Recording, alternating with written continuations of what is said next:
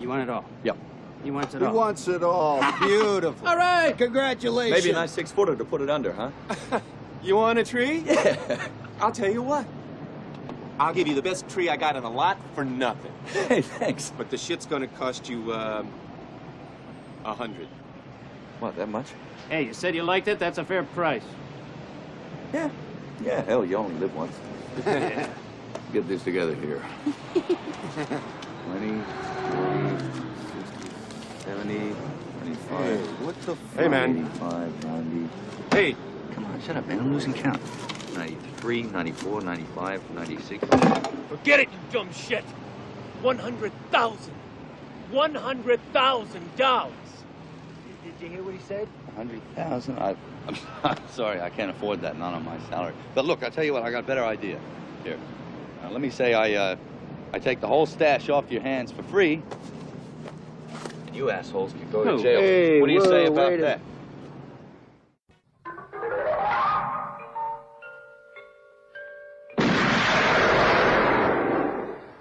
Do you expect me to talk?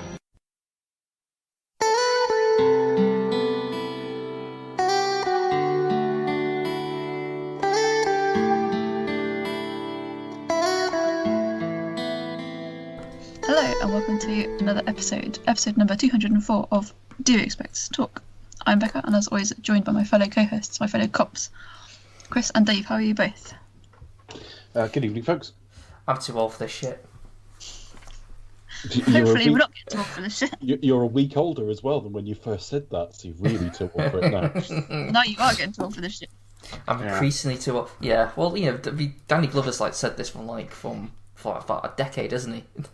That's pretty much his catchphrase now since this It does movie. make me wonder if there's a fifth, because the character's older than the actor. Yeah, he was playing a 50-year-old and he was 40 or 40-something at the time or I something. think he was in his early 40s. I think. I'm just going to have a look, actually. Fun fact. Danny Glover was born in 1946, so I dare say he was like 40 for the most of the filming of this. Yeah. So in real time, the character's about 84 now. But Danny Glover isn't. And there's still talk of Lethal Weapon 5. I'm like, Jesus. Apparently, Yeah, even though they've done a series, are they going to come back and do another one? Apparently so, but the other thing is, Richard Donner is 90 this year. Oh yeah, that's true. Very old to be directing, but hey, if they can do it, fine. I'll watch it. Why not? Legend. We've just given it away, but what are we covering tonight, Becca? Yes, at last we are finally starting a new review series with Die Hard. No, Lethal Weapon, starring Mel Gibson, Danny Lethal Glover, Hard. Lucy Love, Tracy Wolf, Danny Swanson, Mitchell Ryan, Hard Weapon. and Grand Old License to Kill. Die Weapon. Well, there's a through line between the two films, and I was going through some fun facts, and I noticed the kind of comparison between the two. So I thought that was quite interesting. But no, we are finally getting around to Lethal Weapon movie series. I cannot wait. I know Chris, you're a big fan. Dave, you're a big fan. I know we've also got various listeners like Neil, Ken, and lots of other people who have been eagerly anticipating us to review this series. So here we are at last. Enjoy. I would say I am a big fan, actually. I think my history with Lethal Weapon is I genuinely can't remember when I first saw it. I don't think it was a particularly old film when I did. I think I saw it before Lethal Weapon 2 was a thing, so I must have seen it within 2 years of its release. I don't remember when I first saw Lethal Weapon 2. I saw Lethal Weapon 3 on video when it was about a year old. I saw Lethal Weapon 4 at the cinema in '98. And I've always had a bit of a love-hate relationship with Shane Black. He gets venerated as this incredible professional and great writer, and when I look through his stuff, it's okay. It's okay. The best thing he ever wrote for me is Kiss Kiss Bang Bang, but I don't think his Iron Man film was particularly good. I think it was interesting. He tried to do something different. I think the Christmas fetish does my fucking head in. Yeah, all of his films are set at Christmas time. Yeah, The Predator was a terrible film. And he's now writing a Doc Savage film. He's sort of known for this buddy cop genre, isn't he? He's kind of sort of pioneer buddy cop action movie. He did genre pioneer. he did The Last Boy Scout. He did The Last Action Hero. He did all four of. Well, no, he didn't do all four of these. He did. He wrote He wrote the first one, did the story for the second. Then Yeah. was just credited for And then he that. walked away. I thought, this is ridiculous. Yeah. Well, He yeah. wrote, 'cause he so wrote Long Kiss Goodnight. He wrote Iron Man as well as directed it. He wrote The Nice Guys, which I. I've still not seen that. I'd like to see it. I've We still did not seen it, sadly, but it's on my list. When we did our summer review, I think it may have even been the first one we did. Yeah, Chris had seen it. I hadn't. I've since seen it and thought it was fine. And that's how I am about a lot of Shane Black stuff. He gets venerated and he's fine. This film is better than fine, but I just think if you could have put two different leads in it and had nowhere near as good a result, it's all on the quality of the two lead performances. What the film does, though, is balance. We'll get into it more in sort of opening thoughts, but it balances tone very well. But we'll come on to that. So, yeah, I wouldn't say I'm a big fan of it, but I think of the two films from around this era that are venerated, particularly by our generation, where I think they are responding to quality, but there's also a bit of nostalgia in it. It's this and Die Hard, and I've always preferred this to Die Hard. Die Hard is one of those films that I can see its influence. I can see why it made Bruce Willis an even bigger star, because he was already a TV star from Moonlighting. And we'll revisit those films at some point, because Chris would want to cover them, I want to cover them. But I actually think the first one is a tad overrated. I think the third one is really good. And the rest of them I couldn't give a shit about, to be honest. They're not particularly Die Hard particularly is the good. sort of movies where it is, it is an action classic, definitely, but it's one of those films that, people come out like, oh, unpopular opinion, it's overrated. So it tends to top those lists. I've always preferred Lethal Weapon. I just think that obviously because it's a two-hander, you've got the chemistry between the two. Chris mentioned a little while back about Danny Glover being really great in it, and I'd more or less forgotten that because it's the less showy performance, and boy, is he right. It's very understated. Really good in this. Chris, what's your history with the Lethal Weapon franchise?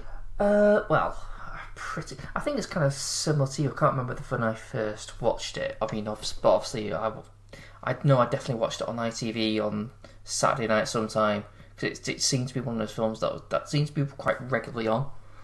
So I think that's where most of my association comes from. So you had lots of Fun You, Melon Farmer, that sort of thing. Yeah, kind of like when you actually sort of watch the home release, you go, ooh, they've edited this down, haven't they? Yeah. But yeah, it just became a bit of like a staple, really. You can't really. I couldn't really sort of. It just always seems to be one of those films that's always there. So I don't really have a vague memory. I know I probably saw Lethal Weapon 2 probably a bit later on, it was on TV in the early 90s.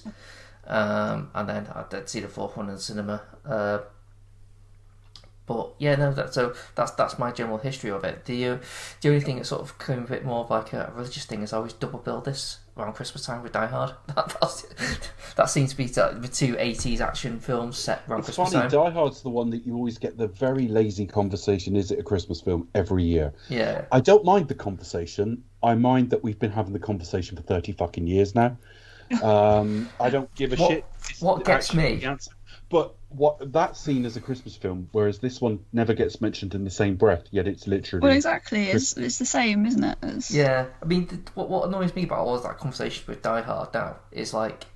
It's before I probably would have been one of those people who said, oh yeah, it's a Christmas film, not knowing it, not with given that like no one's really saying it out loud, and just kind of like, yeah, well, to me it's Christmas. Now it seems to be every fucking time, everyone's coming out with it. But the thing that annoys me more than anything is like just saying, oh yeah, it's a Christmas film, without actually sort of coming up with any sort of what makes a Christmas film. Well, what does make a Christmas film? Is Suicidal a Christmas film?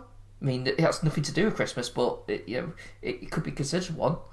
Is it film set at Christmas? Is that, or does it have any themes?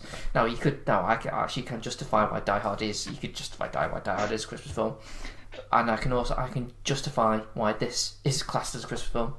Cause it follows the same sort of thing. Like a lost man finding solace, finding like a meaning for life. About embracing friendship with a new family. Do you know what I mean? It's like that kind of finding the warmth of a warm family home, and then having them embrace this like guy who's like lost due to like some tragedy and is on the brink of like suicide is kind of mended by like the warmth insight of embracing a new family. Do you know what I mean? So there is a Christmas story. You can sort of talk about Lethal Weapon without all the sort of the action scenes and and all that kind of thing, and sort of you could probably describe it as a film a story that would justify. You think, oh, I can see that being a Christmas film. Do you know what I mean? So in some way, I think Lethal Weapon is probably more justified than Die Hard, but I do. I do personally, but I mean, my take on Christmas films has always been it's a personal thing. There are films that are. I mean, It's a Wonderful Life is a flashback being told on Christmas Eve, but the vast majority of the film is just the running of his life. It's got nothing to do with Christmas. You only see the tree in a couple of sort of sequences. Christmas is always like a sideline, almost incidental. Obviously something like Christmas Vacation, of course it's a Christmas film, but anything else, I think it's what does it mean to you? I watch On Her Majesty's Secret Service every Christmas. I don't think that's in public consciousness as a Christmas film, but it is to me. It's set around Christmas, or at least certainly the sort of the main bulk of the and then film you've got is. films like it's whatever you want to watch at Christmas. That's basically it. Sorry, Becca. Yeah, of course. No, this is exactly, and you do have. I mean, there's always like every year you're going to get that argument, especially on social media. Are films like Lethal Weapon, Die Hard, for example, a Christmas film? I mean, you could even argue that, like Majesty's, for example, is not at the forefront of the public consciousness. Certainly in the Bond fandom it is, but in the wider movie going world, it's maybe like a little known Christmas film, or it's a Bond film that just happens to be set around Christmas time. But then you've got films like Nightmare Before Christmas, where is it Christmas or Halloween? It covers all the seasons, all the genres, all the holidays. And again, it's certainly in this country where things like Thanksgiving isn't a thing. Yeah. Well, I'd be quite happy to watch things like Planes, Trains and Automobiles at Christmas, because it's about going home for the holidays. It's a holiday. It's in winter. It doesn't really matter. Well, winter, it's autumn, but there's snow. And it doesn't matter which holiday it is. It's a wintry holiday. Yeah, Groundhog Day, I think, would work around Christmas. I just think I've got no problem with the debate over whether these things are Christmas films or not. But every year it comes about, and the people talking about it think they've come up with some weird, funny, interesting take. And it's like, no, this conversation is incredibly stale now. But Lethal Weapon is set at Christmas. I can't speak for the sequels. I don't think they are. No, they're not. But then obviously... I think Lethal Weapon 2's set around. I can't remember it. I think it's might set around one of the holidays, but I can't really remember. It might be Thanksgiving. Yeah. But I'm not entirely sure. But I don't Becca, think it's really mentioned. Becca, share your extensive history with the Lethal Weapon franchise. I saw this film last week. No, I was just thinking, is the reason that the other ones aren't set around Christmas is because Shane Black didn't write them. Write the script. Yeah. Yeah, that's why he didn't write them. So the Newbie is always those sort of films. It's always been on my list to see. I must get around to watching them one day. I must do it. No, and then years ago when we decided to cover them for this, I thought, right, snap up a box set, and I just save it. And then we finally got around to it. Apologies for the delay. I watched it last week. Fantastic. I can certainly see why it's the classic that it is, and why it casts a long shadow over kind of the action and buddy cop genre. It's definitely a pioneer film in that regard. Chemistry between the two leads, fantastic. I do find Mel Gibson a bit difficult, especially some of his later movies, but I have enjoyed his various works as an actor, director, producer. Fantastic. I can, all the action films that kind of followed since, especially sort of in the 80s and late 80s, early 90s, as we mentioned, like Die Hard and also License to Kill, which we loved over many years ago. We can definitely see that through line, and indeed any kind of buddy cop movie now that there's still various homages and tributes, and you can as I said at the top of the show, there is that through line, specifically in films of that genre. So I can definitely see the influence there. I mean, has there ever been a cop film since this where one of them isn't like unconventional? Yeah, there's always one who's the straight man, and the other one who's slightly crazy or off the rails, or they're basically kind of opposites attract pretty much. There's like the crazy one and the straight-laced one. You know, it's the odd couple, isn't it? Pretty much. It's like it's like comedy duo. You have to like have the straight man for it to work. I mean, you gotta have the crazy man. I mean, if you had both both cops who are both straight, it would just be a bit. That's a bit boring, isn't it? Boring, yeah, it'd be like dull. I'm still waiting for the live action Max Power film where he throws the bullet back at someone. Yeah, I cannot wait for that. Oh my god, that's like one of my favourite episodes. But yeah, I mean, in terms of my first thoughts, I had a really good time with it. It's so of its time. From the mullet to the sexy sax music to the loud fucking music playing over the opening credits. It's the most 80s, one of the most 80s things ever, isn't it? Oh my god. It really is. And I must say some of the action near the end does start losing me. But for 2/3 of the film, it's absolutely great. I forgot how charismatic an actor he was in his youth, Mel Gibson. He was very early 30s here. I think he was about 30 filming this. Yeah, he's really magnetic. So this is one of his first big major roles, wasn't it? I think. Well, I mean, you're forgetting the Mad Maxes, which started small. Mad Max was a very small budget film, but the second one became a cult hit, and the third one was quite a big sort of release. First thing I ever saw Mel Gibson in, or the earliest thing I ever saw him in, was a film called Tim. Which was made in the 70s. I'm pretty sure he was either a teenager or very early in his 20s at that point.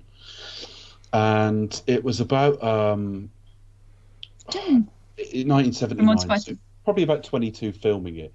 He's got he's developmentally delayed, and it's just about his life. I do remember his mother dying in it. His mum had like a heart attack in it or something like that. But that was the first thing I ever saw him in. You're probably right to say this is the film where he absolutely exploded. But literally, it would be hard to argue he wasn't a star at this point. He's probably a name, but this is probably what made him on A-list. Yeah. Yeah, kind of launched his career a bit further. If you look at the films before this, really, I'm not looking at his filmography, but I'm just sort of looking at the general outline. And you've obviously got the Mad Max series. I've still only seen the first two of his three. I have never seen Beyond Thunderdome. He did a film called Gallipoli. That's a Peter Weir film. Peter Weir's went to do loads of stuff, actually. He went on to do The Mosquito Coast. He went on to do Master and Commander, which is an amazing film. Yeah, that's a truly epic film. I'm surprised they didn't adapt any more of the books. Cover it, but that's a really great film. That's a Peter Weir film. And he did a film called The Year of Living Dangerously. Linda Hunt won Best Actress or Best Supporting Actress at the Oscars playing a man. She played a man in that film. He was like a journalist, and it was set somewhere. I think it was in the Far East or something. I struggled to remember it, but that film won awards, and he was in like a Mutiny on the Bounty sort of film with Anthony Hopkins as well. Mm-hmm. So he was somewhat a star, but this pitched him into a different level of fame altogether. Yeah, I know. Mad Max Beyond the Thunder was actually before Lethal Weapon, so... Yeah, 1985. Yeah, so yeah... I can't think of that film without thinking of the Tina Turner song, because it was just all over the place when the film was out. Doesn't help that it's got her in it as well. Well, he was in Chicken Run. Oh my gosh, that's a great film. Off topic. Yeah, he's been... Yeah, what was he called? Rocky, I think. That's actually a really good film. I think that is a play on Max Rokitansky. It was, yeah. I think they got him in for that. So we may cover the Mad Max films at some point, because I can barely remember the first one. But the first one's really kind of exploity kind of film. It's a very low budget, exploitation. Yeah, probably exploitation. It's a low budget. It's a low budget little actioner, really. The second one is the closest to sort of Fury Road, really. Yeah, it's the closest to Fury Road. One long chase film, really, but really incredibly well done. But yeah, this is the film that made him a star. Obviously directed by Richard Donner, who we've covered for Superman. We may cover the Omen films one day, who knows. Those are the things he'll be remembered for. Although I didn't realise he made the Richard Pryor film, The Toy, which I found quite funny, actually. And he made Scrooged as well, obviously. Yeah. Yeah. He's got quite a collected CV, hasn't he, Richard Donner? He did Goonies as Yeah, well, which yeah, we're it's not got fans quite of. wide-ranging, so Yeah, and there's not particularly tied down to like any genre and can handle lots of different there's things. not a very high number of films in there either. Like, he did his first film in 1961, 7 years till he did his second, a year till he did the next one, then 7 years before he did The Omen. Probably quality rather than quantity. Yeah. Or a bit of both. Although I really don't like the Goonies. I really don't like it. No, it's kind of certainly known for like surprisingly- genre movies. Surprisingly, it got slaughtered by critics, but I did quite like his Maverick film.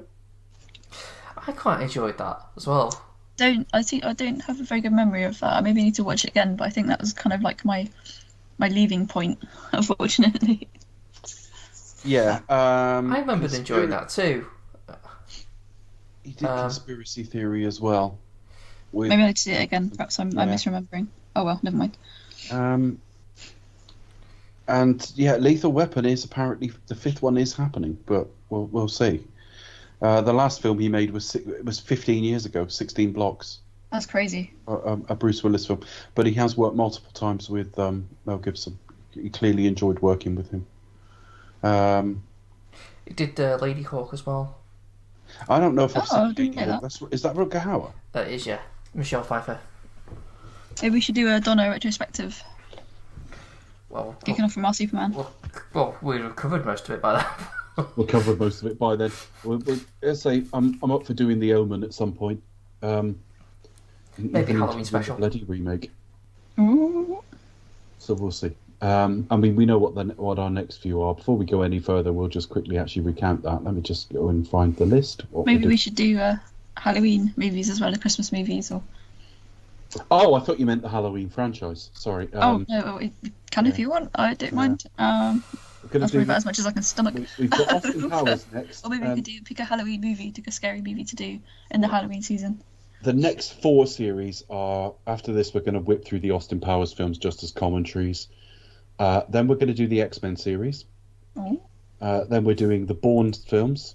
Oh. Then we're going to do all the Westerns. We're finally going to do the early Westerns. We've been talking about it for 5 years. All of it. And then we got Tolkien. And I think that will probably see out this year, to be honest. Yeah, and we'll count. Die Hard is a few entries further down than that. But yeah. So we'll do them at some point. But so it's almost a redundant question, though. Chris, first thoughts on Lethal Weapon? Well, I'm going to let Becca go first because I'm more interested to see what a first time. Oh god. Viewing. Yeah. Okay, it's obviously late 1980s. Aspects of the film. Yes, mullets. Dated Mullets, quite a little moustaches, bit. yes. Yes, mullets, moustaches. Brick phones. I've got a fun fact about the phone coming up later on. And yeah, it's just one of the most 80s movies I have ever seen in my entire life. Obviously, big trigger warning. This film famously opens with a suicide scene. So there's obviously a little bit of a warning for that as well. So I thought, it's quite bold and and side boobs and drugs and all the rest of it. It's not even side boobs. It's whole. It's actual boobs. Small frontal. But it's a very the 80s. I've said this before. It was like the first time that they could do all this stuff, and they were going to. So Well, exactly, violent that films are even more violent than they need to be, and if they can post Exactly. nudity in, they will. This film is like going out of its way to get its certificate, really. That woman Exactly. at the start of the film, just as an aside in case I forget, the woman who kills herself, Amanda Hunsaker, played by Jackie Swanson, best known as Mrs. Woody Boyd in Cheers. Well, how about that? It all comes back around, So doesn't it? she was a slightly dim, entitled comedic character, and yeah, she's like, exploited porn actress here. And did you notice Grandel Bush as well? Yep, I did mention that earlier. Oh, sorry. No, that's okay. Yeah, he's not in it much, but whenever I see him, I obviously think of License. Oh, License to Kill. Yeah, that's why I said Conor Bush for License to Kill. He's always pops up in these type of films, though. He's in Die Hard as well. He was in Police Squad as like a boxer. I remember. I've got a kind of funny. Well, it's not kind of funny story because obviously we had our James Bond Radio South Coast group, and then I think we received a request from him to join, but I kind of thought it was spam. I thought it was somebody pretending to be him, so I don't think we let him in. So I'm sorry, Grandad Bush, if you're listening. You can send us another application and you can join. But yeah, I thought it was somebody pretending to be him. I thought, no, that can't be him. And if you are listening, hand the Queen a hobnob. Her husband's in hospital. She needs a bit of a. That's a biscuit, by the way, American listeners. Careful it's now. not her husband's in hospital. Hand her your knob. That's not what I meant. Yeah. But yes, this film also features Grandad Bush from License to Kill. I had to pick hobnobs of all the fucking biscuits I could have named. You know, bourbons are our national biscuit. I'm not. Yeah, they're the official biscuit of Do You Expect Us to Talk? But I'm not encouraging. Dave, will you be serving them at your wedding? That's the most important question. Oh, good question. If you don't, you have a bourbon cake, I'll surely. have a word with the 5-star hotel and see if they do. Thank you. A platter of bourbons. Great. Not expecting any of bourbons. Not expecting the best ever tasting. Thank you very much. Oh, these bourbons, you are really spoiling us. Yes. To be honest, right, anyone listening, where I'm getting married is where the G7 summit is happening in June. Well, not at the same time. Yeah, not at the same time. I don't want to accidentally marry Joe Biden. No. I think Mrs. Biden would agree. Mario, why not? Anyway, it was also interesting to see Gary Busey before he was injured. Yes. Yeah, I totally forgot he was in this film. He's a very interesting actor. I think this film kind of gave his then failing career a bit of a shot in the arm. Yeah, so we were talking about the dated elements. What did you think about it apart from that? Yeah, dated. Oh my god, very 80s. Yeah, no, as I said a few minutes ago, any sort of action film that I watch now will have this kind of long, sort of shadow cast over it, definitely. It was really edgy. You said, just because they could do all these things, have lots of sex, drugs, violence, nudity.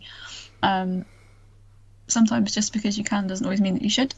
But I think here it's all kind of done for, done for really great effect as well. It doesn't kind of feel exploitative or just for the sake that you can do it. There's a real kind of meaning behind it.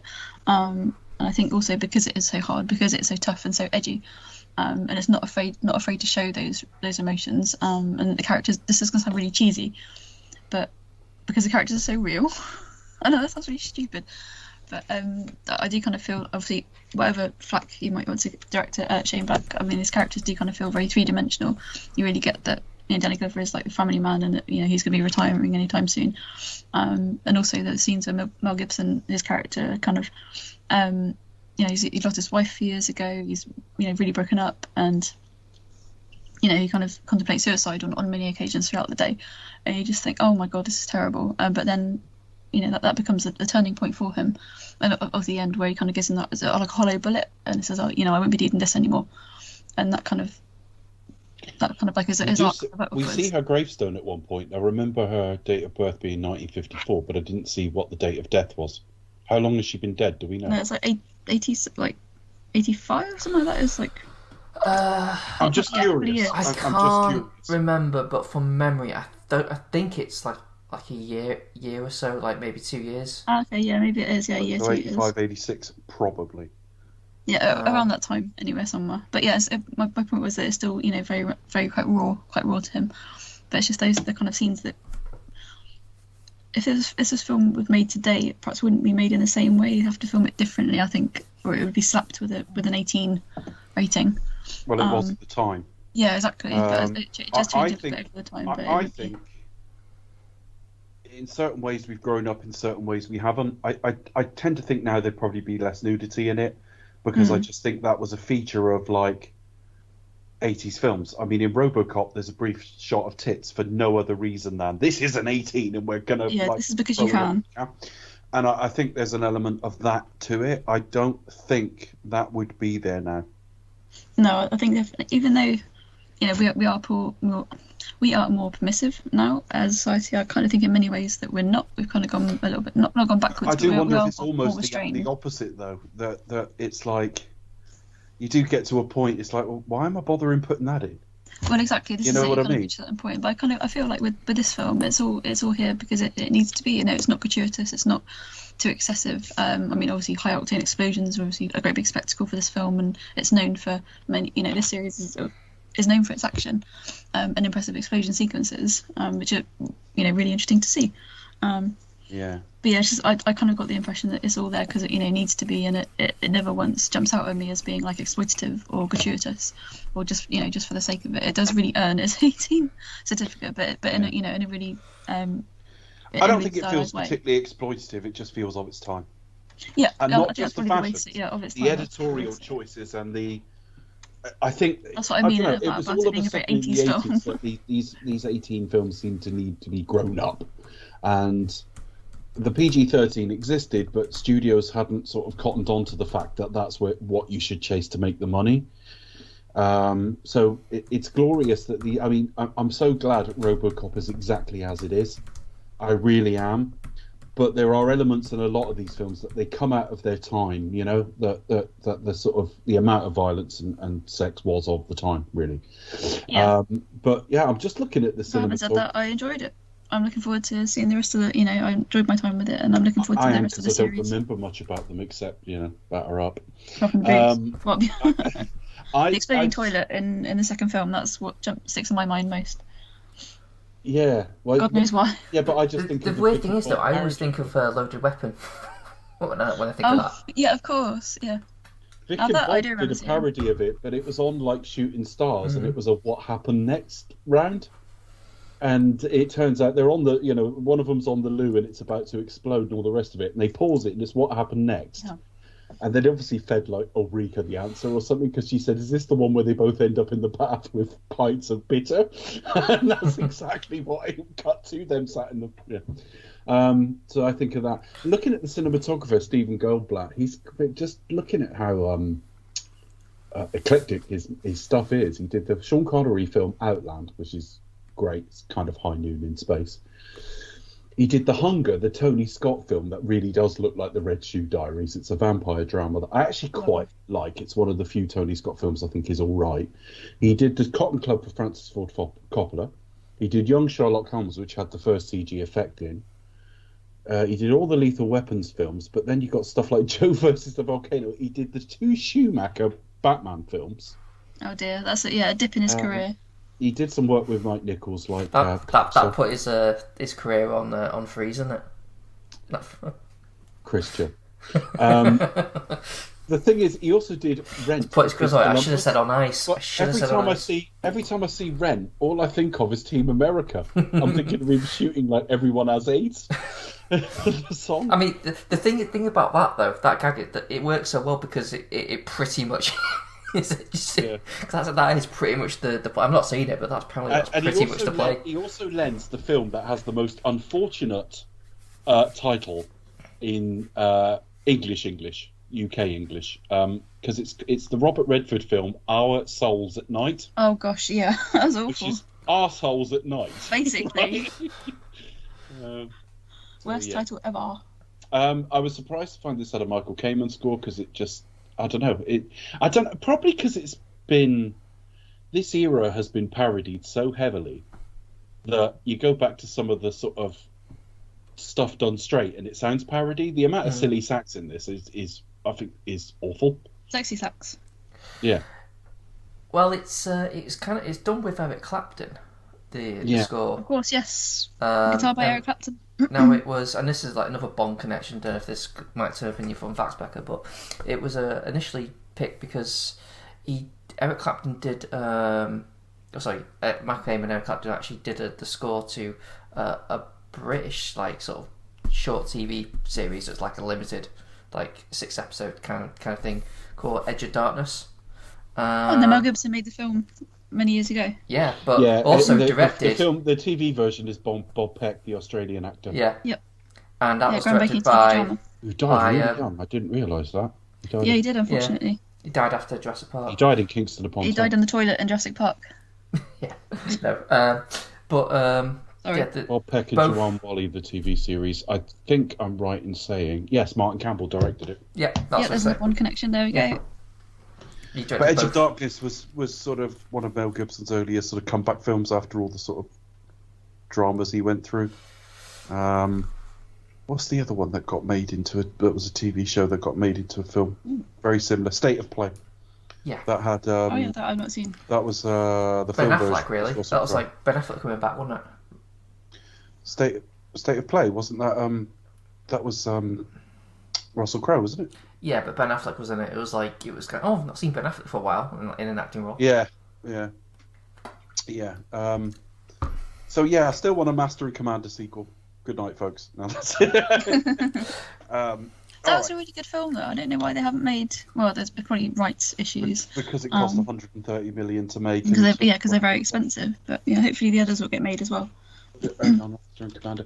I heard from Russell Crowe himself was asked about sequels when they were publicising it, and he said, "I don't know. It's going to have to make a lot of money because this cost 130 million to make." Yeah, Looking at it's one of the most expensive films to make at the time, wasn't it? it's 150 million, and it took 211.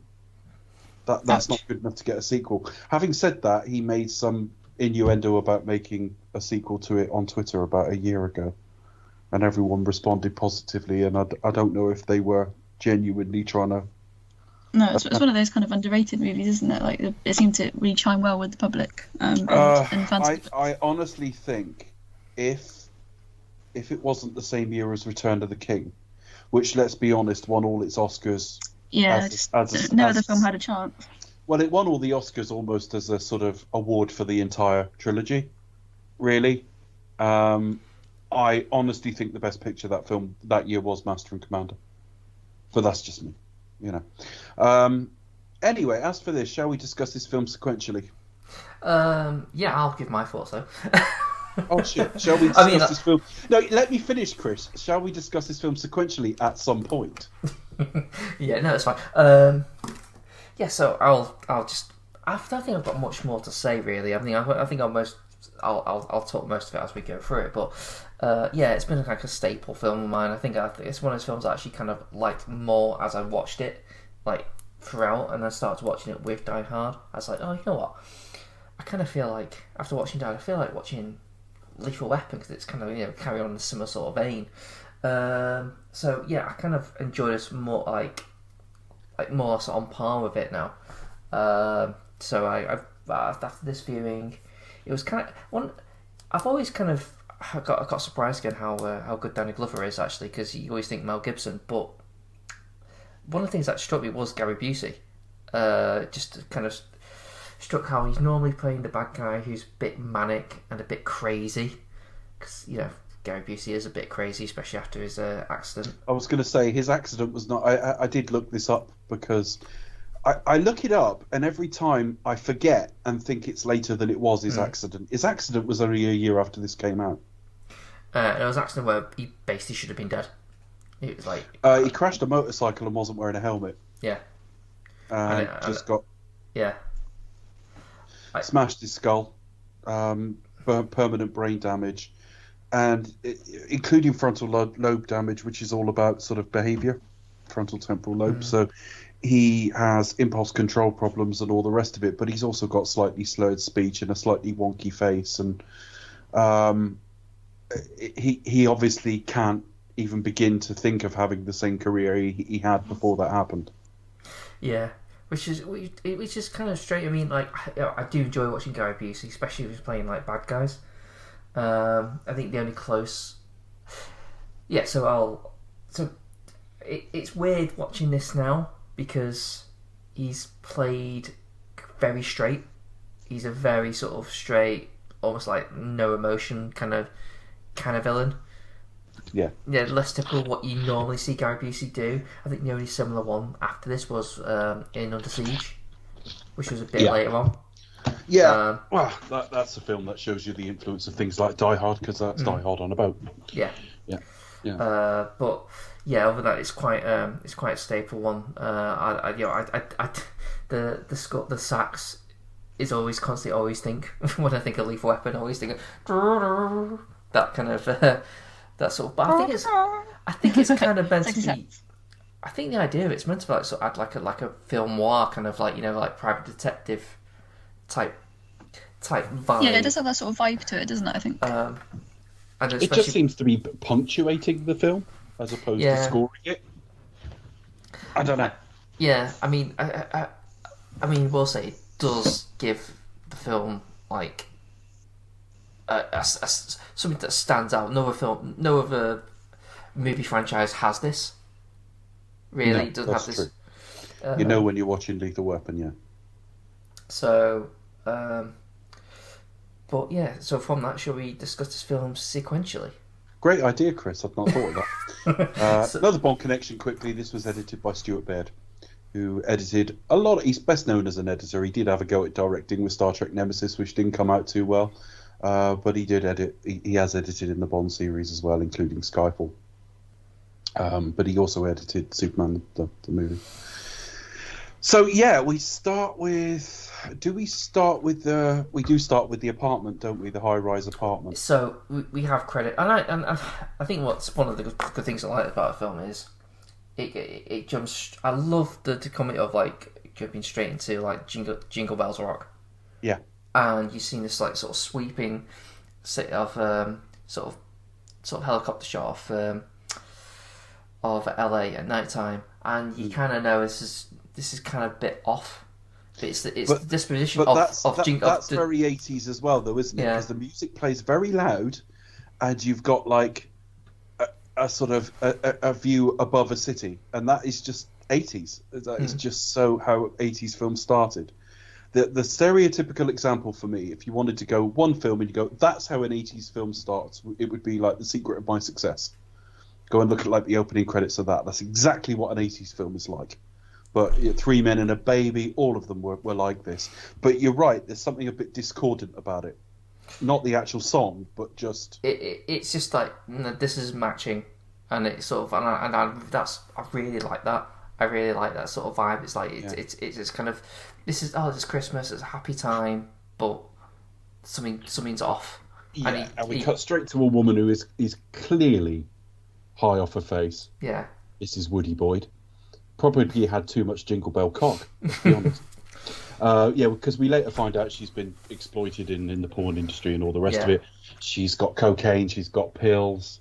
I love that I've got the synopsis up from IMDb, and it says, well, a blonde woman lying on bed in a high-rise suite, dressed in a sheer nightgown, one breast showing. I'm thinking, that's not that relevant for a plot synopsis, is it? By the way, I think we see both of them. We do. I've seen everything. But and even before she got her knickers off, she's fallen off the balcony. Now, one of the things I picked up on was like, and I'm not sure how Richard Donner did it or how it was filmed, but it really does. You really do get a sense of like of this kind of like dream, hazy sort of state without it actually being blurry or anything like that. You just kind of get it's like something where it's just cut together or like in how my the head shot it's looks. Smoky.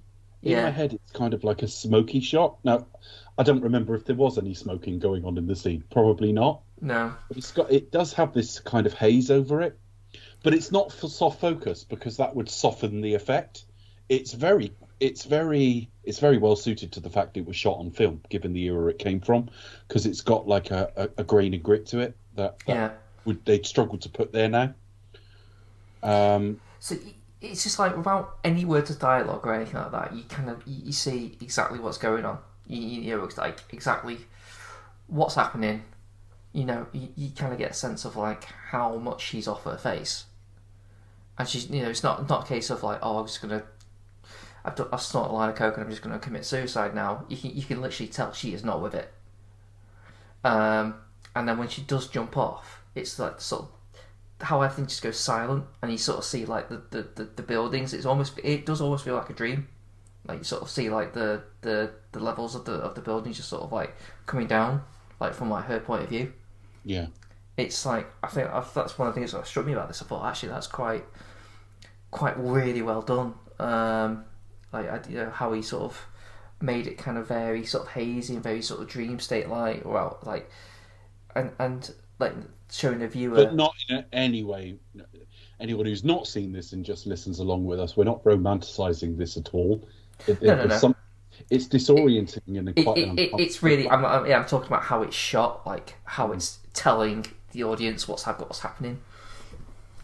Yeah, I mean, the actress conveys it all through expression and everything else. You can tell she's really quite messed up. But if you took that away, and maybe you didn't see the actress's face or whatever, you would still get it from the way it's shot. This woman is inebriated in one way or another. Yeah. And then we cut straight to Danny Glover. Oh, she in a jumps bath. off. We see her jump off first, though, don't we? Yeah. Oh, sorry, I thought we got yes, but yeah, she jumps off and she jumps off and lands on top of a car. Yeah. And that really has some impact as well. And then it cuts to Danny Glover in the bath. So we've had some female nudity. It's only fair they throw some male eye candy on. Yeah. He looks pretty buff for someone who's like retiring. Do you know he gets more buff as the series goes on? Is it the fourth one? He's just in boxers on the street. I don't know. Yeah. The guy's in good shape. But it's his 50th birthday, and he's got 3 children. He's married.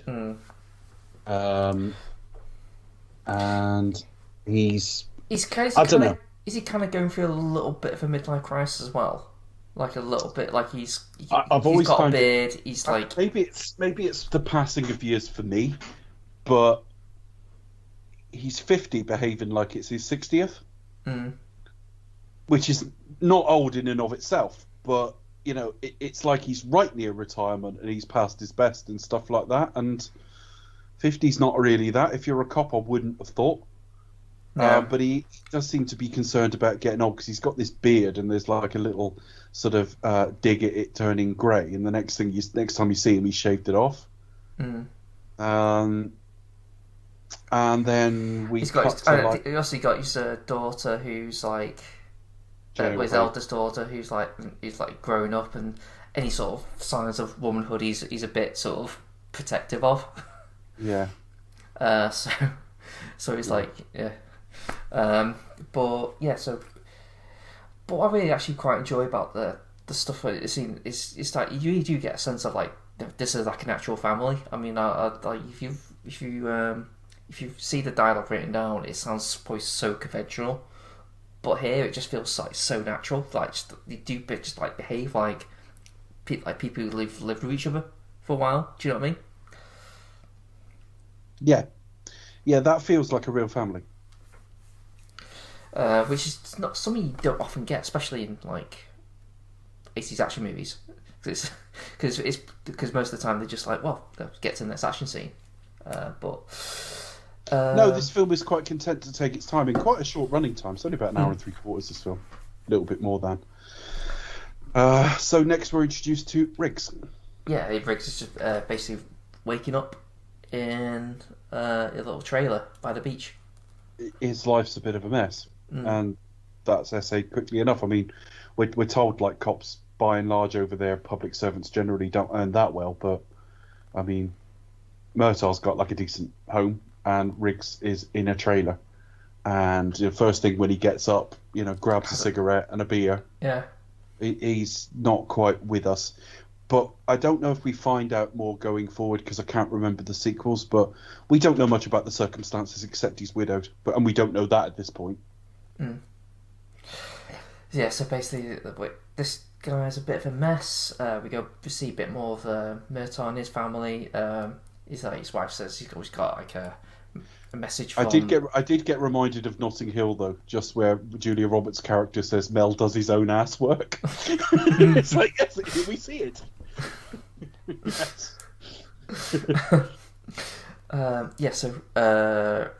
So Roger gets his wife says, like an old friend, is it Michael Hudsacker? Yeah. He's left him. He's mentioned. It did. They were in Vietnam together. Yeah. There's a bit of confusion on how old people are. I mean, we know how old Murtaugh is. So obviously, maybe 15 to 20 years before yeah, he'd have been in Vietnam in his 30s. I'm a bit confused on Riggs because the actor's about 30 filming this, and he talks about being in the war, and I'm not quite sure what war he's on about. If he was in Vietnam, when was he in Vietnam? It must have been right at the end. But anyway, it doesn't matter. Yeah. Hunsaker wants to meet with him. They're all Yeah, Vietnam. it would be Nam because I suppose Nam to finish in the 70s. Because he mentioned like I ran into like pussies or you in Saigon. I'm pretty sure you mentioned something like that. It's like that. Right. I mean, it has to be because it couldn't be anything else. But at the same time, it's like, how old would the character have been? I think because it was such a long war, you probably say Yeah. Roger was at the beginning and. Yeah, it could have been, couldn't it? It could have been like 12, 13 years. He could have been over there. And his wife was born in 54.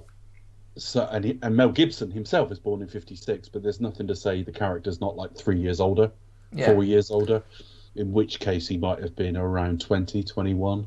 Yeah, okay, fair enough. And so Roger gets a call for the jumper. So it's basically Roger's at the scene. Then he sort of finds out that it's Michael Tucker's daughter. So it's just weird. He's got a message off Michael Tucker, and he's only just clued on. Oh shit! This is like I know this girl. Yeah. And it actually says in the synopsis here, his wife Vicky, he calls her. Says she died in a car accident at the age of 31 after they'd been married for 11 years. Well, if she was born in 54, that means she died in either 85 or early 86. So, he's been widowed for somewhere between, well, it's late. I'm presuming this is late 87 because it's Christmas. So he's been widowed a couple of years at most. Yeah. Is this when do we see him stick the gun in his mouth? So this is first we see Riggs at the tree store, which basically is like front for selling coke. Oh yeah. So yeah, because bear in mind we haven't seen like we don't know who Mel Gibson is. Riggs is at this point. We don't know where he's a cop. We don't know like his kind of lethal tendencies. So this is like the scene where he's pretending to be someone who's buying drugs, and then he's acting all sort of dumb and stuff like that, and then decides to go and arrest them, but they end up like sort of trying to kill him, so he kills most of them, and then he gets this is kind of where we also see his like almost like suicidal tendencies, because one of the drug dealers manages to sort of sneak up on him. And he's like sort of just basically willing the cops to sort of just shoot, just go for it. But he just doesn't seem to care. He's like also like getting a bit unhinged. Yeah, I mean it's actually bizarrely sort of making him more effective because he can just push further than they'd ever expect him to. Yeah. So it gets to the point where he said like, shoot me, and he just ends up, oh fuck this, and just grabs the gun himself and just nuts him. So, yeah. I do love that sequence. I love that. The funny bit is that they're haggling over cocaine. Yeah. And he says, I don't know, 100 or whatever, clearly meaning 100,000, and he's counting out like $20 bills. Oh, He said, well, I don't make that on my salary. It's just, well, it is Christmas. I don't know how much out and out comedy he did. I mean, he did What Women Want, but your favourite film? My favourite film? No, that was always a bit of a running joke. I mean, it wasn't my favourite. I complained about the lack of a sequel, but What Men Want has just come to streaming services. Yeah, but I mean, I don't know how much out and out comedy he's done, really, thinking about it, but he's really good at it. Really good at it. Well, yeah, definitely. He is one of these like all rounders, though. I think Mel Gibson, he can do pretty much. He can do drama, comedy, action, obviously. He can do crazy as well. So where do we go from here?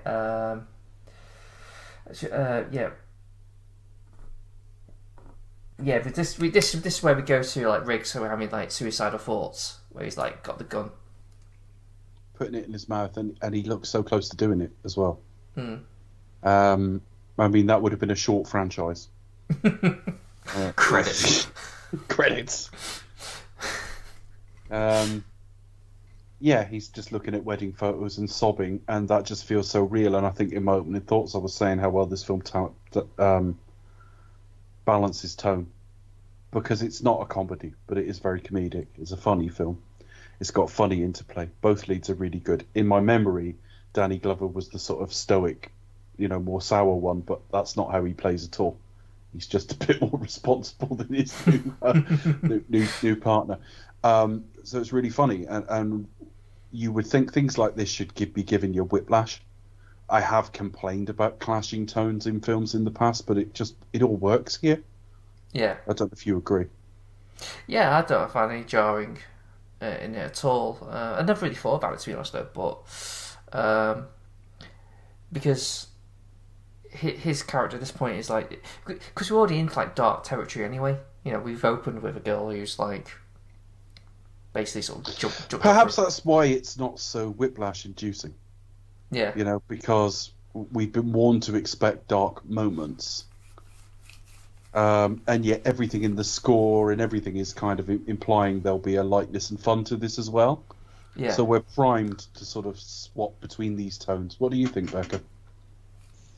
Yeah, I kind of think at times it does, at times it doesn't. I can see obviously Mel Gibson is the lethal weapon of this movie, as you mentioned earlier, Chris. Yeah, tonally, this film, it just kind of shifts between almost sort of like comedic and then sort of very dark. And sometimes I think it gets that balance right, sometimes it doesn't. But I think for me, it's still very much this film. That's why it is so hard-edged and has a hard nose to it, because it doesn't shy away from those sort of more difficult themes. But this particular scene, I do feel, is balanced really well. Yeah, so we go through the suicide scene, and then it's at the police station, basically where you have the therapist talking with the captain, about his, basically sort of reaffirming, kind of saying, no, he's suicidal. Police captain kind of doesn't give a shit. He's like, well, if he dies, he dies, whatever. Kind of what you want me to do about it.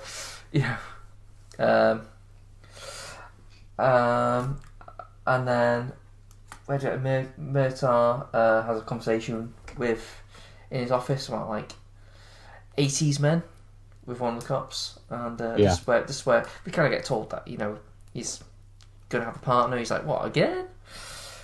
So like, yeah, obviously Murtaugh's the one who he's having a chat with Grandel Bush at that point. Yeah. And he's just Grandel Bush. That's his name. Yeah. He'll forever be known. And he's gonna be sort of put with a new partner, but by this point he's clocking Riggs, and he's like thinking, who's this shifty guy? And he sees him sort of just like casually like pull out his gun as if like just reloading it. And he tries to jump at him, thinking like he's just about to shoot up the place. Yeah, just gun. Immediately gets his ass handed to him. Yeah. But again, it just looks. Riggs looks more baffled than anything else. It's not like he's been triggered into any sort of anger. It's just like, and that's his new partner, and that's where you get, I'm too old for this shit. Yeah. Like, you're not as old as you think you are. You're convincing yourself you're old. Is the character older though? Did we establish that? Or the character's 50. We saw his 50th birthday, but I mean the actor's younger. But even so, 50 at this time would have been like 15 years from retirement. He's not 64 with a few months to go. He's probably like someone who is completely conflicted, because he's obviously he's not like proper retirement age, but he's probably at a standard where he can retire. He just probably feels like he's trying to almost like convince himself, I'm too old for this shit, but at the same time not kind of liking growing old. Yeah. So I mean, there's no doubt he's aging. I'm not going to pretend he's like super young or anything, but as years pass for me, I realised that the character's actually almost like he's older than that. Yeah. But whatever. I mean, it's fine. I mean, you could say, because I think as much as Riggs ends up finding, what's the word?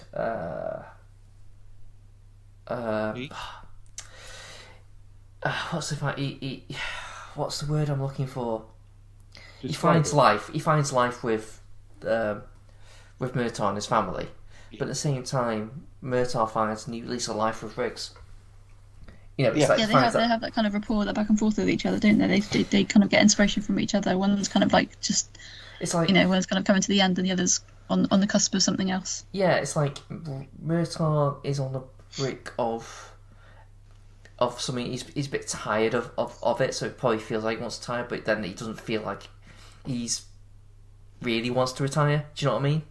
And then Riggs helps him with that, because it gives him a bit more like, I've got new lease, I've got like responsibility. You know, do you know what I mean? I've got like, we both depend on each other now. So anyway, that's I think that's don't we go straight out to the man threatening to sort of jump? Yeah, so we have a little conversation in the car, and they're both like at odds, like saying, "Oh, well, I don't really want to work with each other," you know, kind of thing. You know, they think Riggs is kind of trying to pretend to act psycho. Yeah, he does imply he's trying to get like a psych pension, I think he calls it. In other words, invalided out of the service and get his pension early. Don't know what the rules around that are, but you get sickness retirement in most sort of Western countries. There's similar arrangements here for things like that, and he just thinks he's playing, and it's the last thing he needs. It's a dangerous job, and particularly the amount of guns out on the scene over there. You know, I can see why this has a heightened level of threat over what it would be, say, here. You know, that this is a dangerous job. You really don't need to be out there with someone who's like, mind's not on the game. Yeah, someone who could potentially be trigger happy. Anyway, it's kind of like, look, I don't want to be partnered with someone who's suicidal because he could end up getting me killed as well. So they're doing that. Both established that they both like, you know, been at the war, you know, and then they. Well, we meet Mr. Joshua and the gang. Mr. Joshua and the gang. Not quite as good as the general, Cool really. The gang. That sounds like a rubbish name for a band. It does, doesn't it? No offense. I couldn't come up with better. Right, tell us about Mr. Joshua and the gang. Well, basically, like I forget what the bad guy's name. I just refer to him as like the general. He's obviously he's an old. I've got it in front of me, but I have to admit I wouldn't know if it wasn't in front of me. It's Mr. Mendes. Yes, that's it. But I would not have remembered that. They go inside to meet Peter McAllister. Now, the actor that plays Peter McAllister is an actor called Mitchell Ryan, and he's in his late 80s now. He's still alive, but he turned up in loads of things. Funnily enough, Star's just launched over here. It's like an add-on to Disney Plus, not in North America, because in North America they've got Hulu. And 24's on there. I watched the first series of 24, and he was in that. He was in Grosse Pointe Blank as Minnie Driver's father. He was in a very early episode of NYPD Blue. He's one of these guys who just turns up in everything, and even when he plays good guys, he's often a compromised or troubled good guy. He was William Riker's father in Star Trek The Next Generation as well, and they had a very troubled relationship, and he was quite a selfish father and things like that.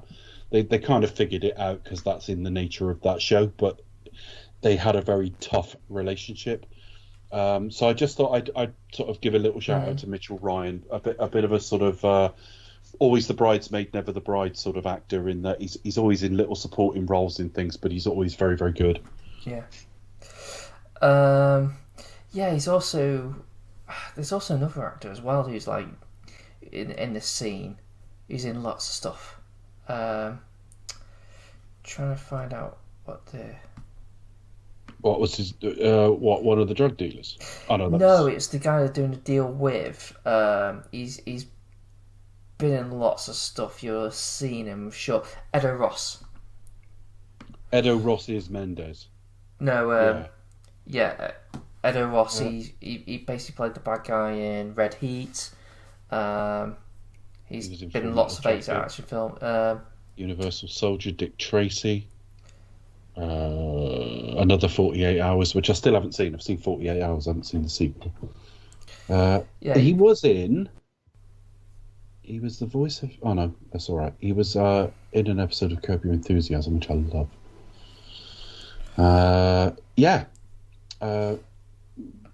Born in Czechoslovakia, as was. He's worked a bit with Walter Hill, I think, as well. I honestly can't remember if I've seen Red Heat, because they all they're in these massive films he made in the 80s, Arnie. He worked with Walter Hill. Yeah. Oh yeah, well Red Heat was Walter Hill. Another 24 Hours. I don't know if he was in 24 Hours as well.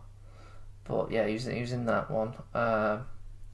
Walter Hill did 48 Hours as well. Yeah, Walter Hill's. I ought to see Red Heat then. I thought it was Full just Metal like Jacket. I thought it was just like a mindless Arnie actioner. If it's got more to it than that, I'd want to see it. It's not bad. It's basically one where he plays a Russian. Yeah, okay. Yeah. Action Jackson, the film that could have made Carl Weathers a star, but didn't quite. Yes.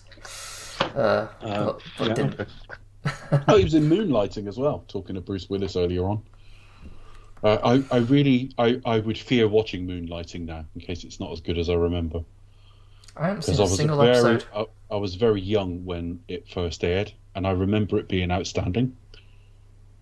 I think it's probably one of those programs, like, I think if you watch it now, you probably it'd be more nostalgia, and you can probably see, I can see why this was popular at the time. That kind of thing. Yeah. Okay.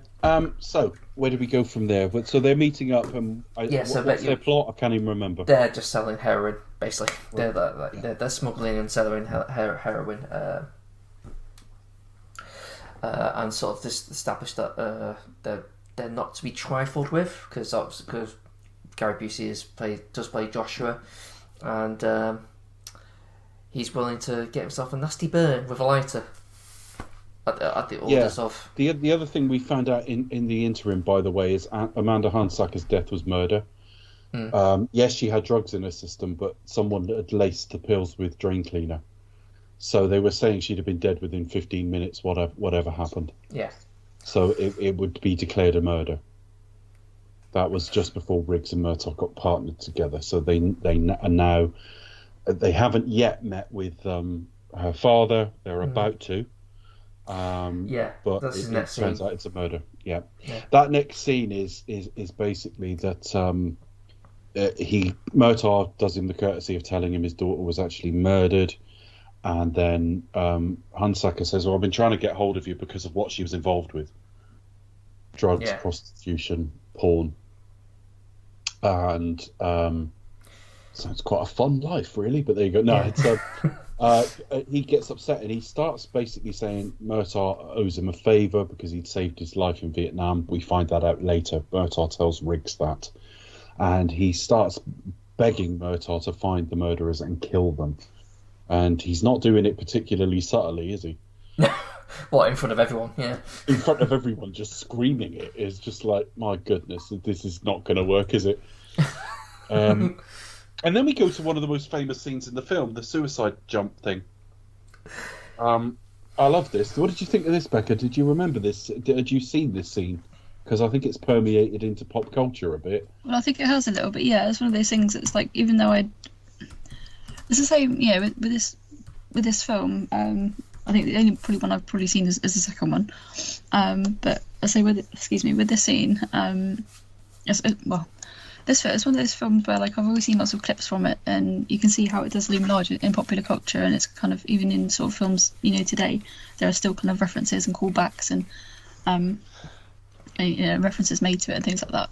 The scene is definitely one that does stick in modern memory for sure, and it's like even if you maybe haven't seen the film all the way through, you'll be familiar with this scene because it's just been referenced so many times, just in action movies in general.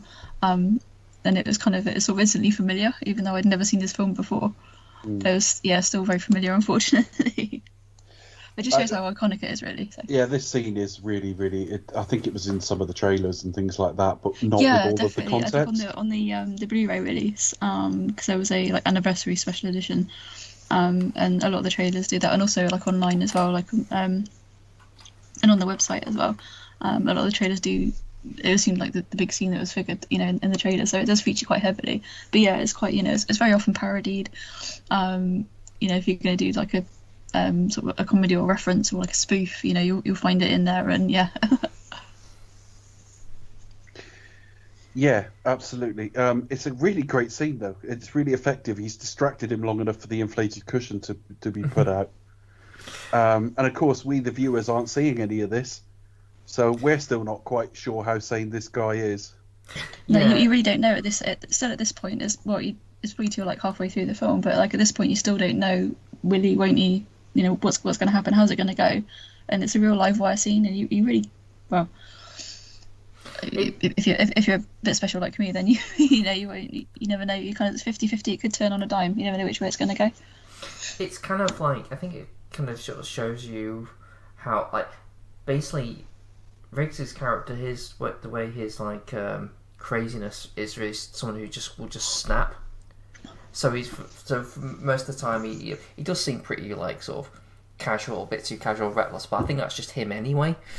But it's the real danger is how he just likes to sort of build up with just rage, because at this point he's being very maverick, but actually reasonably well thought out, and because he goes, oh, I'm just going to talk to you, and he just thought, sorry, I'm just going to cuff you, and they say, well, you're not going to kill me, are you? Come on, let's just go in. The thing with being thought slightly mad as well is, he's got to a point where it kind of doesn't matter whether what he does looks mad. Mm. A more conventional cop couldn't have done this, but he's now at the point where it's just well, sod it, I'll just do whatever works for me. Yeah. But yeah, I do like how it ends with the guy. So he's a stereotypical 80s guy, isn't he? Sort of in a business suit with his collars up. He is 80s man. Even in this film, with a mullet. It sounds a bit cheesy, but obviously there's. Okay, this is gonna sound really stupid, but I'm it's pretty sure he's you wearing mentioned a keyboard 80s tie man. as well. Yeah, this is it. Well, he should be anyway. It's a very masculine movie as well. And there's a thread about oh, you're an 80s man. Just you mentioned that, Chris, that we thought it was well, what is a 1980s man? He's somebody who's quite tough, but also can show their feelings as well. But yeah, it's very 80s, definitely. Well, yeah, I mean, in the film they talk about 80s men and how they're getting more emotional now. Yeah, I wonder if that was sort of a new man sort of thing. I don't know. Yeah, it's that kind of thing. But anyway, this guy goes from being suicidal to saying help, he's trying to kill me.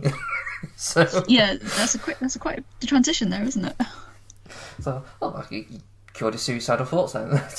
Yeah, he's alright. It's all good. And then Murtaugh goes ape, basically. He's get in funny here! the way he goes ape, though. Yeah. It really is it's fantastic.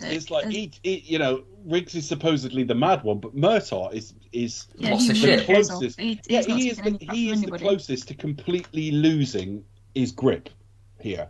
He's not completely in control of himself at this point. No, he's literally just on that edge, isn't he?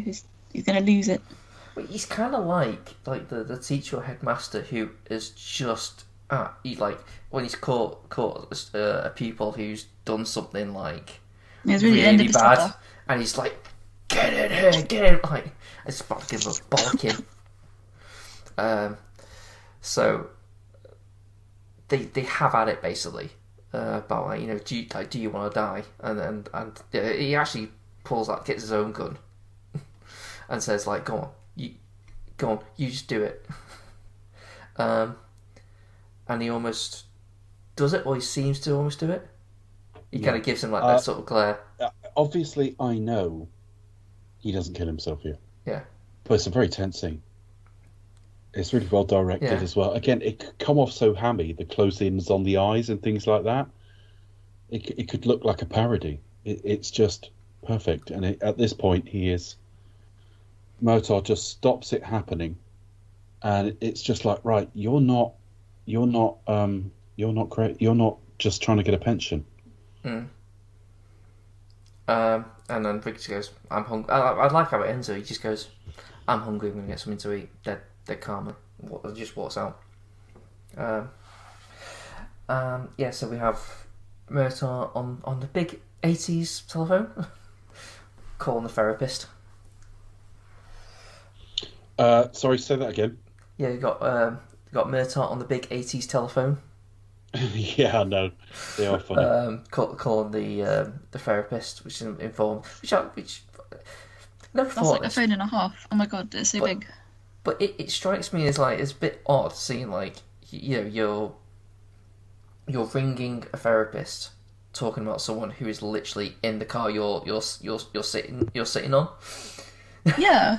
I mean, I'm sure So Riggs true. can probably hear what's going on in the conversation. No But- confidentiality whatsoever. But maybe he doesn't care. Yeah, I'm sure they mustn't mind too much. Yeah. So basically, they just like But, fine. I mean, it's just whipping through. I don't know how long into the film's running time we are at this point, but it is really, really perfectly paced. Yeah. It does kind of whip through, doesn't it? I mean, even though, like, by today's standards, it's quite a short film, like an hour and a half, hour and 40, something like that. And it just whizzes through. I don't know how, because apart from the second one, I don't know how it progresses, if they get longer, if they're shorter, if they're the same sort of running time. I haven't looked into it at this point, unfortunately. Which get a one of those bit films where, longer. like, a little bit here and there. But yeah, this one certainly zips through its pacing. Yeah, can't really fault that at all. Part of it there wasn't a part that sort of dragged for me, I guess. No, and they bond quite. They start to sort of bond a little bit now. They're joking over smoking in the car and stuff like that, and he's going to buy him a 50th birthday present. And, Yes, it's like I think it sort of seems to be like when he finds out that it's birthday, he's like he makes a crack. Right, maybe we'll live long enough to buy you a present. Yeah, that kind of thing. But they've just got a lead on the Hudsucker, and basically he was like sort of funding her, essentially, who she was working for. So they just go ask questions, and they seem to be just let in. So they thought, oh, that's an open invite, that's fine, and they just sort of stroll in, and they get shot at. yeah, if these people could shoot straight, they'd be fucked, wouldn't they? I mean, they go in. Yeah, I really like Murtaugh at the end of this, actually, because he shoots him in the leg, and he's like giving him the lecture about, I shot him in the leg, so I can interrogate him now. But just as they get him to his feet, he produces a gun, and of course Rick shoots him, and he's straight into the pool, wrapped in sort of the pool cover. It's one of those weird things. We never properly get a good look at him. We only see him No, underwater when he's not really. That could be anyone. I can't even picture the guy in my head now. But yeah. But yeah, no. So Riggs saves his life, and then we cut after that. It's a bit of he sort of thanks him, and he's like, "Well, that hurt to say." Yeah. So we get a dinner scene next, Yeah. basically.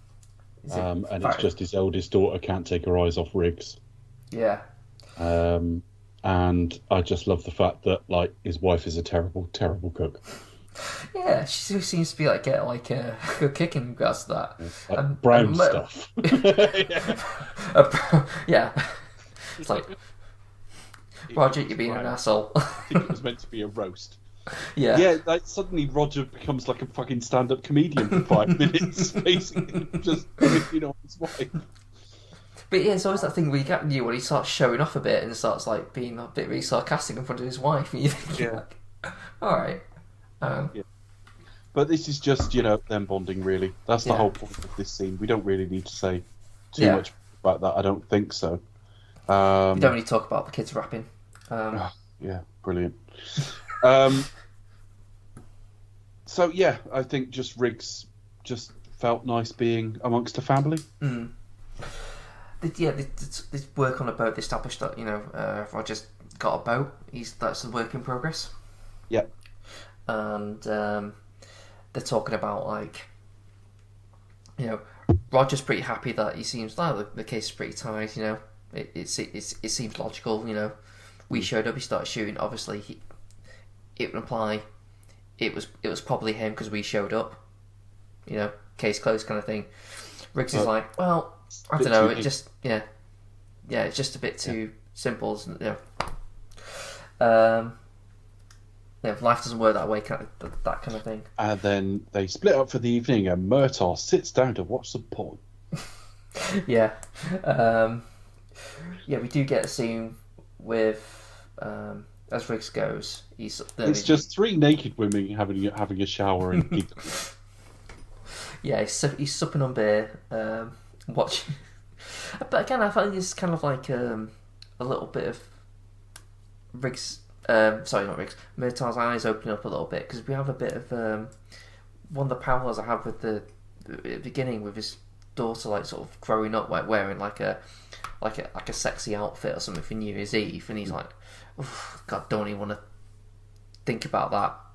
And then now he's actually watching someone else's kid, or sort of someone that he knows being like dragged into it. I mean, I've just made a bit of a joke about it, but the film again handles the scene very well. There's never any suggestion of arousal in this. It's just deep sadness, it's something he has to see rather than he wants to see. I did wonder though, like, what would happen if his wife came down and caught him. It's for work. Yeah, I work in McDonald's, but so what? Where do you think we get the mayonnaise from? He notices she has a twin sister as well in the thing, and they go to the shooting range. They've got this thin explanation, and there's a bit of comedy in this because Murtaugh's a good shot, Riggs is an outstanding shot, like one of the best in the world. Like ridiculous, like no one can do that kind of thing. Well, he said something about he killed someone from a mile away, sniped someone, and he said there's maybe 7. I can't remember if he said 7 or 12 or something like that. Men in the world could do that. So he's in the top. He is an elite marksman. Killing's the only thing I'm good at. That kind of thing. It's like, oof, that's dark. Yeah. What next? So basically they're just talking through this. Okay, fine. Well, let's just like say, for example, let's just sort of talk. For example, let's just say we're wrong. Let's just say it was like the Dixie who was like the witness, who was a prostitute, because they it's one of the key points that Riggs mentioned that like before the scene is that's not her. Apparently that's not her area, so why was she there to begin with? So let's just say the prostitute is on the street and then calls in because I saw the whole thing. So they just go, all right, well, let's just say it was her, right? Blah blah blah, and then you just talk through it and think, well, that kind of fits, that kind of matches with what's happened. Oh well, we'll go with it. So they go to pay Dixie a visit, and the house blows up. Yeah, so they're definitely trying to silence people. And there's a bunch of kids with who's like watching around there at the time, so they kind of ask one of them questions. Is it what's the kid's name? Which kid? Sorry. The kids. The question one of the kids, don't they? Oh yeah. Not Alfred. That was it. No, I was about to say Marvin or something. But yeah, Alfred. It is Alfred. Don't tell him, Alfred. Yeah. Which is basically a recycled Dad's Army joke, but yeah. And so they basically get a description. Riggs finds like explosive, which is like kind of very technical stuff, and the kid points out the tattoo on Riggs's arm, which is like something he got in the armed forces. So and he said he has exactly the same one, and he said like it or exactly like it sort of thing, and he's got that tattoo, and it's a forces tattoo, isn't it? So it's like, okay, right, well, special forces, like expert sort of stuff. So he knows, like, sort of, okay, this has kind of gone from, like, something a bit more serious now. And do we go to sorry, just sort of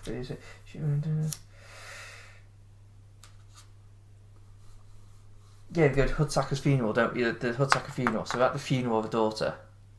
Yeah. So they're basically gone like, right, something's big going on. There's something. Yeah, that it's not Hudsacker's something she on. was involved with. It's something you were involved with. Yeah. And he's been involved in basically heroin smuggling. It takes some getting out of him, but yeah, ex-CIA and Special Forces, and I think Riggs was Special Forces. Mm-hmm. And it was a unit called Shadow Company. And then they not very subtly show up and shoot him. Yeah, not very subtle at all. I mean, I'm surprised that no one heard a fucking helicopter coming, but it's that movie thing, isn't it, where the helicopter just sort of just comes out of nowhere. Oh yeah, but it's like silencers make guns completely silent in films, don't they? Which they're not. It's something like that with helicopters. You know, if you watch any of the last 4 years where Trump was being interviewed right by fucking Marine One, he'd be screaming over this bloody thing. You know, It's like they are loud, but there you go. So Hunsacker's dead, and Joshua basically shot him. Yeah, that kind of marks them because they think, oh, he was with cops. We don't know what they told them, so we're gonna have to. We're gonna have to get them. Yeah. So now they'll have the scene where they basically shoot Riggs, don't they? Yeah, they shoot Riggs. It's actually pretty well done. He goes up to a prostitute trying to get sort of information about this Amanda Hunsaker. And he's really, like, personable about it as well. He's just like, I'm not interested in busting you or anything. I just need to know. And then Joshua sort of comes by in a car, fires at him. He goes flying through, like, a shop window. But Riggs was wearing a bulletproof vest. And he says to Murtaugh, that's the same guy that shot Hunsaker. Yeah. So they now believe he's dead, so maybe they can take advantage of that. Yeah, so they get the police to sort of kind of confirm that he's dead, but they find out that someone matching his description was near Murtaugh's house, and they've taken his daughter. Yeah, I think that's one of the few things in the film that I thought was entirely predictable. I thought that was likely to be where it was going to go, because it's all about sort of fathers and daughters and losing women close to you and things like that. So, then what? And then basically Riggs having that conversation with him saying they're going to get bloody on this one. We're going to have to, because they're not going to let go. Yeah. So, they devise, so the plan is to meet them. To basically sort of hand over in the desert, basically. So trade Murtaugh for... And we've established Riggs is an excellent sniper. Yeah. So the plan is they're going to have a sort of bit of a sort of shootout in the desert, which sadly doesn't go according to plan. I mean, they nearly do it, but the general sneaks up on Riggs before he could take out any more of them.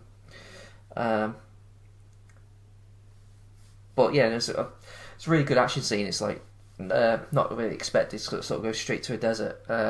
But yeah, and then basically we get the torture stuff. Yeah, which I've always remembered. It's like water and electricity, isn't it? Featuring one of the henchmen from Die Hard. Yeah, I noticed that. He's in a lot of stuff though. That guy. He's Ali Long, I think he's called. If you look at he's in all kinds of stuff, Die Hard, even Bill and Ted, even 24 as well. He's always playing like henchmen of some description. Yeah, absolutely. So, he says that he turns out he knew McAllister.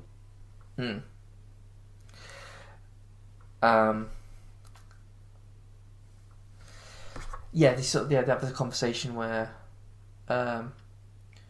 sorry, who knew McAllister? It turns out Riggs knew McAllister. Oh yeah, he's kind of like heard of each other, haven't they? Yeah. Yeah. The interrogation thing.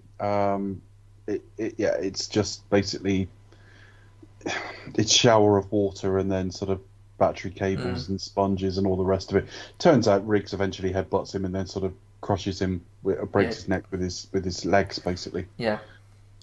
And Murtaugh's just taking a severe beating with salt being poured into his wounds, literally. Ouch. And he doesn't know anything, so he can't get it to stop. But yeah, Riggs has escaped and he gets Murtaugh out as well. And they're basically a bit of a shootout in a club, which is always like an 80s thing, isn't it? Tech noir. Yes, pretty much. Yeah. And Murtaugh manages sort of to get the general. Yeah. And sort of shooting him, and the grenade goes off in the car. And Joshua gets away after a chase, and they kind of rendezvous at Murtaugh's house, destroying it just before Christmas, which is lovely. Yeah, there was only a handful of things I would always remember, and one of them is Mel Gibson saying to Gary Busey, "Do you want a shot at the title?" Yeah. I don't know why that stuck to me. The fight they have is actually really well choreographed. Yeah. But it's kind of like very flashy. It's kind of like very cutty, isn't it? It almost feels like it feels actually more like a martial arts film. Yeah. In the way it's cut together and choreographed, but it's just that these two guys were at their peak at this point, and Mel Gibson was a lot better physical actor than I remember, and I just remember this being quite brutal, actually. Yeah.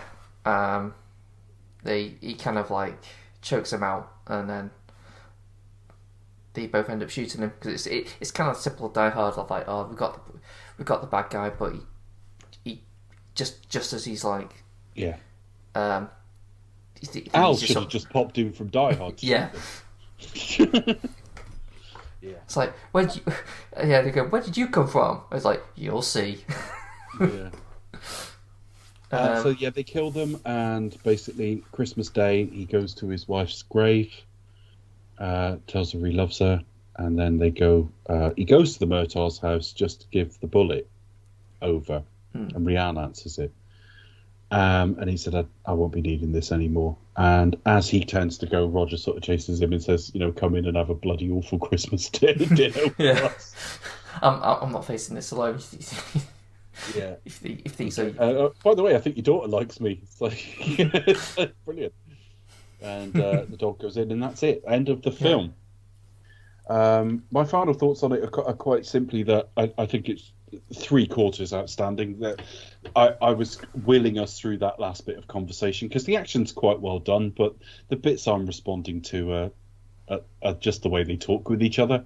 I'd quite happy watch them sort of sit in a diner or sit in their car or whatever.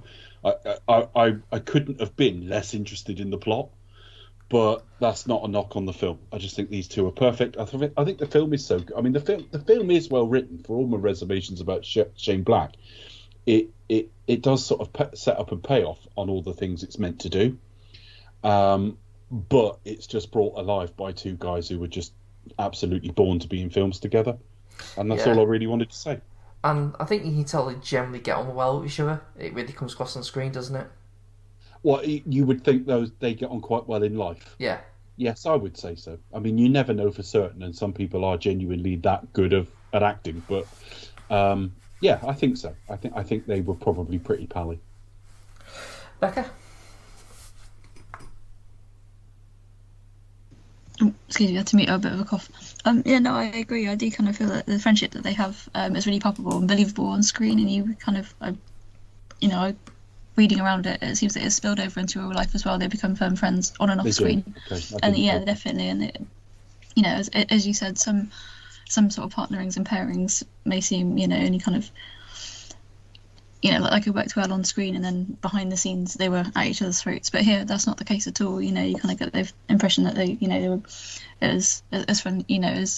Camaraderie was effective on screen as well as off. So, yeah, definitely agree.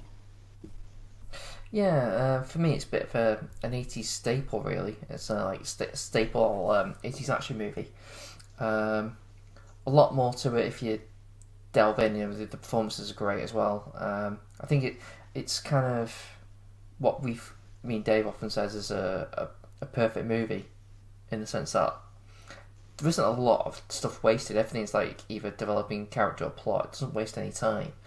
There are a few kind of, I don't know which cuts you've seen. Have you seen the director's cut at all? What's the difference? There's a few scenes.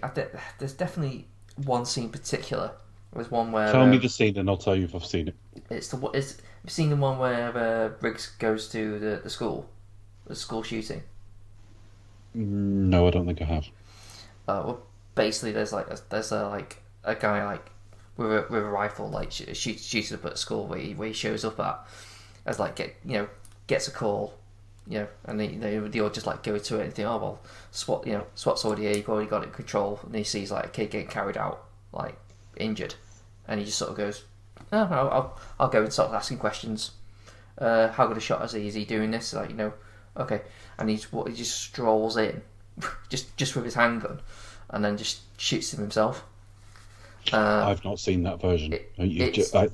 I couldn't be sure. It didn't ring any bells, but you've just described it. I've not seen that. No, it's kind of. I think you could probably find it on YouTube. It's in the deleted scene somewhere. Yeah. It's one of the if you have it, but you can probably find it on YouTube. There's also like a scene as well, like that goes after when he leaves Murtaugh's house after like the first time he has dinner there. He kind of picks up a prostitute, but rather than sort of pay her, he just like pay her to watch TV with him. It's like, with the Three Stooges on, and like in about 20 minutes, you can probably make it. See, yeah, that was described in one of the plot synopses I read, and I don't remember the scene in the film. That tells me why. So I think the thing is, the school shooting's not in there. So I think the synopsis I read was like someone had almost written it from memory and put most of the theatrical, but some of the. It can probably depend. It's one of those things where like some things have different cuts, but some countries may have different cuts as well. Don't know who wrote it in mind, but no, I've not seen that. But they're probably decent sort of scenes in themselves. But I think the only one that probably doesn't need to be there is the one at the school. But it's still worthwhile watching. It doesn't waste any time. I mean, the thing where I'm saying about the third act, it wasn't a poor third act at all. I quite enjoyed it. It just the things I was responding most to in the film wasn't actually the action, even though the action was done fairly well. Mm-hmm. I think it's just a really well made film, and I can see why it's had the lifespan it's had. There is some opinion out there. I don't know if it's a majority or a significant minority, but a lot of people will say Lethal Weapon 2 is stronger, and I don't know. It's just a sort of little marker for something to think about as I sort of prep next week. Yeah, it's kind of a lot more comedic. And you got Joe Pesci in there, so you got a lot more of the banter between the two. Yeah. And it's less dark, but you still have plenty of the violence. Yeah. No, I know it didn't start getting toned down till the third. That's where Rennie Russo joins, isn't it? Yeah. Yeah. So anyway, I do feel like I'm doing the series something of a disservice, Chris, because I know nothing about it at all. You don't know anything? Yeah, I know. I know it stars Mel and Kim or something, and Russell Crowe. Russell Crowe, yeah, And Bruce Willis. and Danny Dyer, and And Grandad Bush from License to Kill. yeah, Grand Lesbian Bush. Well, that's Just a guess. but that's kind of embarrassing because I've seen it quite a few times and my memory's just drawn a blank now. I think that's because we're not knowledgeable people in general, and I think. Does he have any fruity moments in this film? Is there any fruit? Is what I mean, not fruity moments, but it's all coming out now. I don't know. Maybe in the director's cut, he's one of them ate a banana and winked at the camera. I don't recall any fruit. The only food I kind of recall is like apart from like the delicious frozen tarts they bring out, is like the eggnog that's just like sort of that gets shot through the holes as like hot I've never had eggnog. I don't know what it tastes like. Neither have I. Yeah, we don't really have it over here, do we? I don't think it's more of an American thing. So, in some respects, we're also not knowledgeable on eggnog, Chris, which is worrying. We're not knowledgeable on Christmas films. We're not knowledgeable on Christmas drinks. And I just think we've asked people to listen to this for over an hour and a half now. Okay. And it's embarrassing, Chris. I don't know what we do about it. Is Becca knowledgeable? Let's find out. No. All right, we found out. Good night, folks. Becca. I've gone down the road of some like general facts, so I shall get on the fun facts next week. Fun fact number 1: for the opening suicide scene, Jackie Swanson actually performed her own stunts for the film. She actually jumped out our window. Yeah, she did it. She received tutelage from like the film's top stunt people, and performed her own stunts in this film. Did you know that? Now you do. Fun fact number 2: Richard Donner ended up obviously directing all 4 films, but I think I might have covered this in a previous, probably a Star Trek movie. Ed Nimoy was offered to direct, but he was obviously too busy doing other films, and plus he also admitted that action films weren't really his forte. Fun fact number 3: obviously you mentioned the fight choreography. Actors learned various martial arts for this film for all their roles, including jiu-jitsu, capoeira, jailhouse rock, and taekwondo. Fun fact number 4: in an interview with Den of Geek, Shane Black says that he is obsessed with Christmas because it provides, in quotation marks, a unifying backdrop whence different things can play out under a unifying heading. So I think that's why it's one of those times of years where everybody comes together and everything is just kind of really amplified. But yeah, I would agree that he is obsessed with Christmas. I think it's come from a bit more of a expectation now. I think that's probably why he does it. It's like, but it kind of ramps everything up, doesn't it?